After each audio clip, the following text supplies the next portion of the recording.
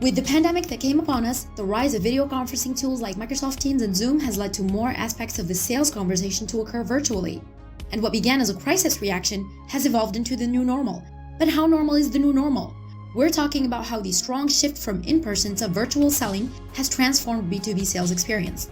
Virtual sales enablement, new organizations, KPIs, everything is evolving. In the Virtual Selling Podcast, we address these issues in depth twice a week with the experts and leaders of these transformations, heads of sales, sales ops, and sales enablement of the most innovative companies in the field.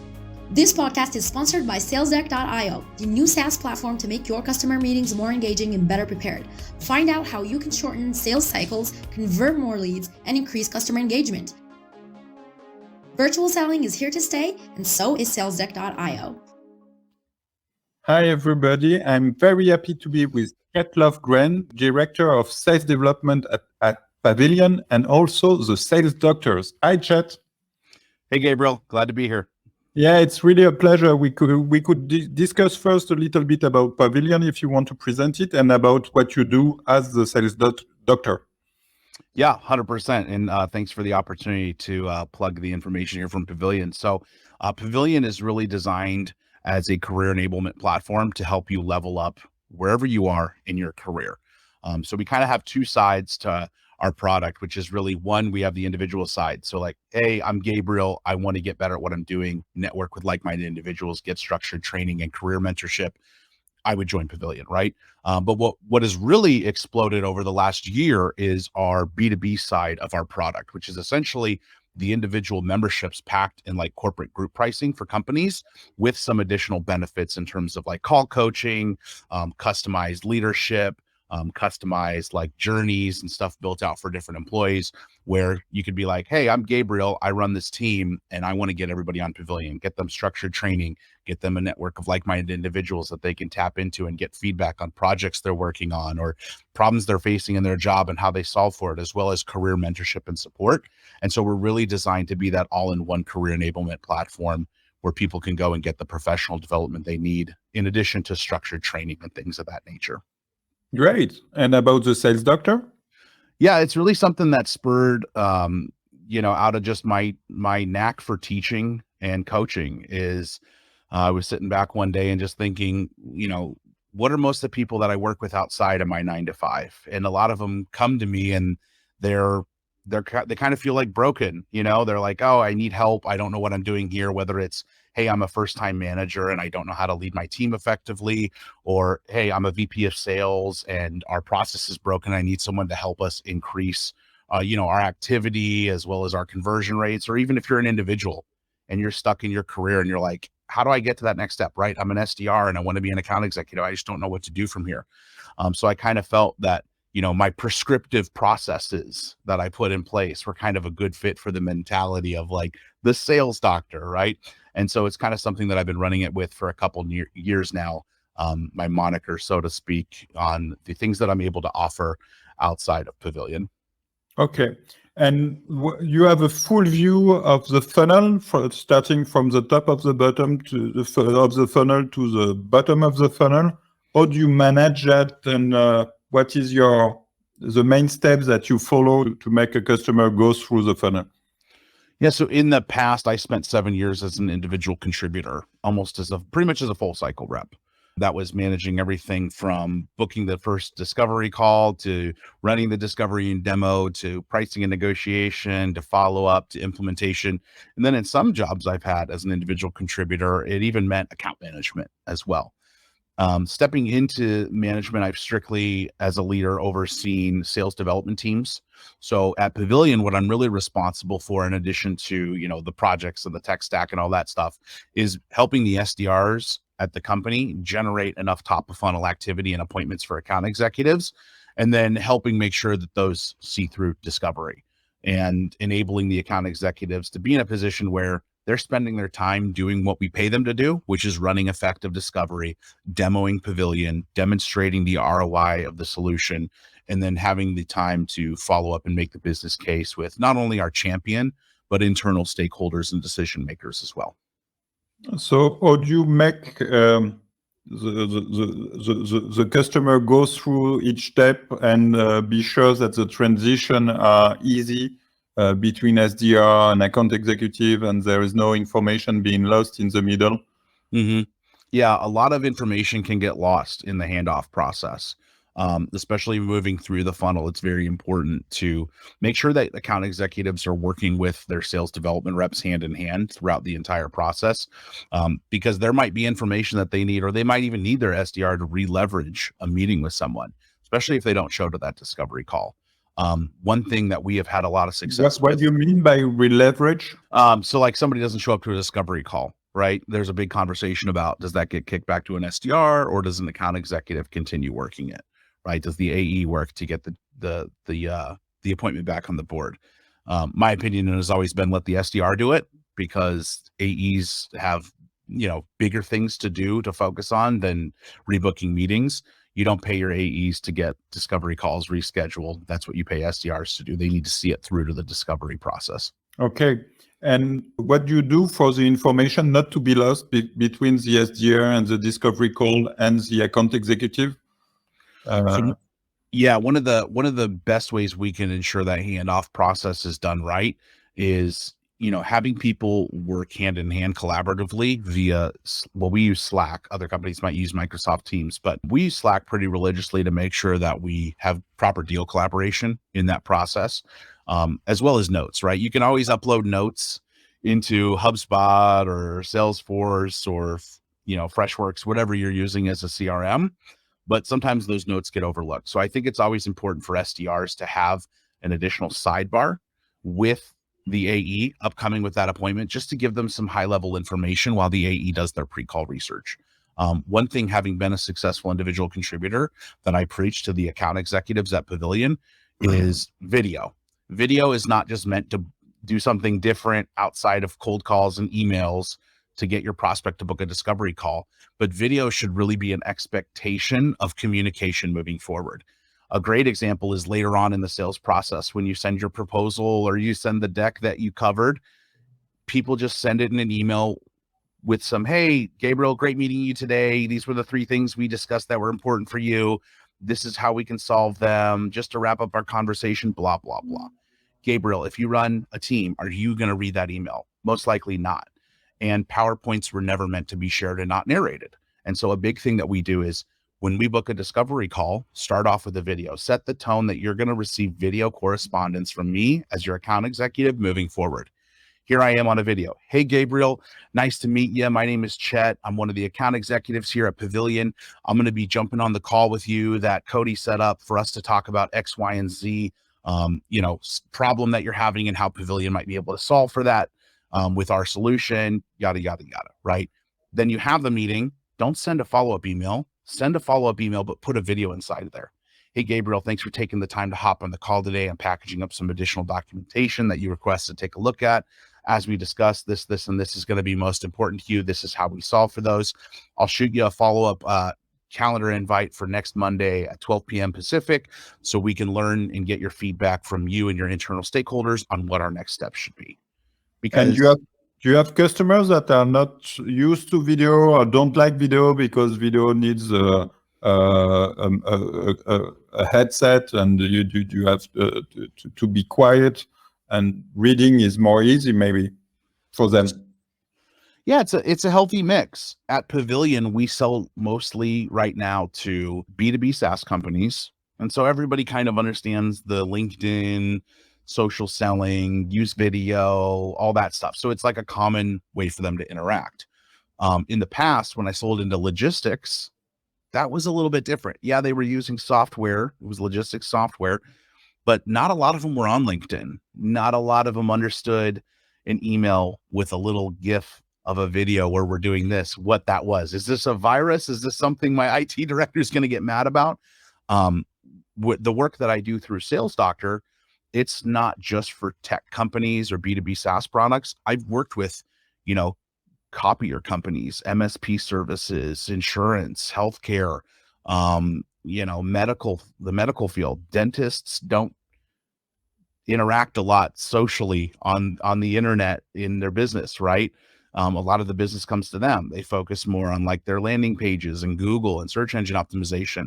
So I think it's important to like meet your prospects where they're at, but you have to do some form of communication outside of just sending an email, something that they can easily access. And I think just as things catch up, right? The big conversation about TikTok and if it's valuable for businesses to be on TikTok, it is, because those 24, 25, and 26-year-olds that are interacting on TikTok are going to be the decision makers in a year or two, right? Those are going to be the SDR managers, BDR managers, and directors of sales in 2 to 3 years. So you really got to meet your prospects where they interact. And at this point, like, who isn't at least using Facebook or Twitter or Instagram or TikTok or YouTube or something? Like, if you send somebody a link to a YouTube video that's not listed publicly, and it's a one-on-one specific video, if you want to use it that way, I mean, they're great video tools, but as something as simple as that, somebody, no matter who they are, is going to be able to click that link and follow through with it. So the adoption for video being used in the sales process, even in companies where that might not be native to them, I don't see a lot of failure to adopt. A lot of people are really embracing the video communication. And what do you do during the customer meeting to make it more engaging and to be able to have more interaction with your customer and to have more feedback of him? I think what's worked best for me as an individual contributor, and the advice that I've given to account executives that work with me through Sales Doctor, or the different sales teams I've worked with, is you have to have some sort of framework, but there has to be a plug and play mentality. If I'm speaking to a VP of sales, this is how I'm going to have that conversation. But more specifically, not just the persona that I'm talking to, but their insights. What does their headcount growth look like on LinkedIn? Are they growing? Are they losing people? Did they get a new round of funding? How long has that person been in the job? Are they 3 months in and just interested in seeing what's around and probably don't have a lot of authority to make budgetary decisions right now? Or have they been there for 2.5 years? Where do they come from? What industry were they in? What's their degree in? There's so many pieces of information that help you understand the background of the person you're talking to. I went to Bible college. I wanted to be a pastor. I don't have a traditional business degree, jumping into software as an SDR, climbing the ranks. I sold commercial insurance for 7 years, and then I jumped into software, and I've been in it for about 3 years now. If somebody were to sell to me and looked at my profile, they would understand that the suit and tie mentality is probably not for me. I'm a much more relaxed person, and I just really care about the bottom line and the point, right? And I care about what's going to help me continue to grow in my career. If you're selling me a solution on LinkedIn, and this is for all the people that have messaged me on LinkedIn and continue to message me on LinkedIn to sell their product and service. If you're messaging me, how can you help me go from director of sales development and prove that Pavilion should make me VP of sales development? How are you going to help me in my career, right? Like, how are you going to help me blow my number out of the water so that I can continue growing in my career? Different than the conversation you're going to have with a CRO. They're kind of at the peak, right? A CRO is going to be a little bit focused on different things than someone who has that career trajectory where they're climbing, where they're involved with people, where they're doing sales training online, and they have a sales podcast. So I think too many times we just go, oh, we're talking to an SDR manager or a VP of sales or a VP of marketing. This is our persona. But what about the person? Are we really speaking to the person? Are we just running through the information, or are we understanding how it's going to best align with them after we've done thorough discovery? And do you use specific tool during customer meetings, or it's Zoom, it's enough, or Google Meet is enough, and after that it's only conversation based on what you have done during your research? Yeah, one of the things I like to do specifically that I think is helpful, that I do at Sales Doctor when people are interested in working with me, and that I've seen successfully as an individual contributor, is when it's the discovery part of the conversation. A lot of people have those discovery calls where it's like, tell me a little bit about you, and then let's run through your deck. Let's run through the deck and talk about everything. I like to just be on the website and kind of either theirs or mine. Some companies, you'd be surprised how limited their website is, and just kind of go to things on the website that are specific to what they're talking about in the discovery call. So if I'm on a discovery call with you about Pavilion and our corporate group membership, I'm going to be on the Pavilion Learn page, because I noticed that from the call you had with the SDR, you're most interested in our schools and training specifically for your salespeople. So I'm going to be on the sales school landing page where it has the course topics on there. And that's where we're going to start the call.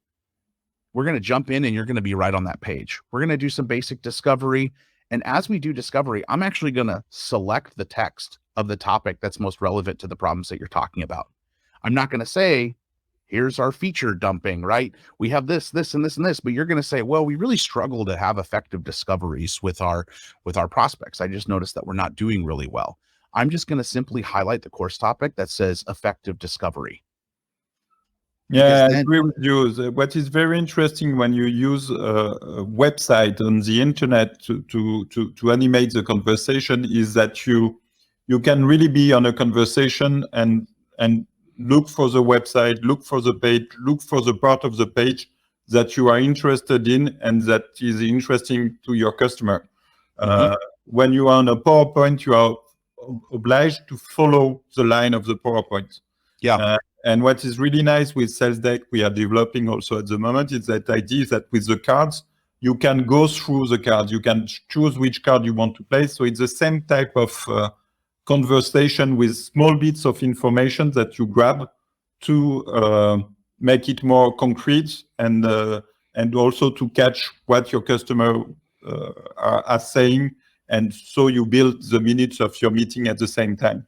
That's really interesting. Do you have also tricks during meetings to make it more interactive and to be sure that your customer is following you? Don't make the meeting too long. I know that some companies are, I mean, reality is you should be scheduling 30-minute meetings. And more importantly, schedule 25-minute meetings. That's the real difference between Europe and France and the US. In France, we are still into 1-hour meetings. And I have seen that in the US, meetings are getting shorter and shorter. So I agree with you. It has to be short and you have to be straight to the point. And well, the reason it hasn't been that way for a long time and why it's finally getting there is I think reps are getting better at focusing on what's important, right? Yeah. There are a million things Pavilion could do. I could sit here and talk to you about Pavilion for an hour, probably even more, right? I could sit here and talk to you about Sales Doctor for, well, because I run it, probably a year, right? There's endless amounts of things that we could solve for, but what are the 2 to 3 core things? Because one thing I really love about gap selling by Keenan is in his book, he uncovers that usually there's a problem, and the problem that they think is the problem is not really the problem. It's typically a symptom of a bigger problem. And so a lot of prospects have this $10,000 problem weighing on their mind, but this is actually just a symptom of the core problem.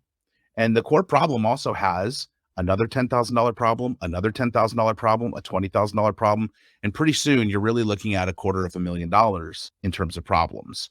But reps tend to want to answer all those instead of hearing the prospect out and understanding the 2 to 3 biggest priorities right now and how we can solve them. We forget sometimes that customer success exists, and that's what upsells are for, right? And renewals, because there are other things, of course, we can add on in the future, but understand and be more okay with a pilot program instead of giving them everything at once. Yeah, we want the biggest deal. We want all the commission, but would you rather have 5 medium-sized deals or 1 large deal that gets you 80% of quota, but nothing else, right? 5 medium deals that get you 2 quota, or 1 large deal that's 80% of your quota, but nothing else.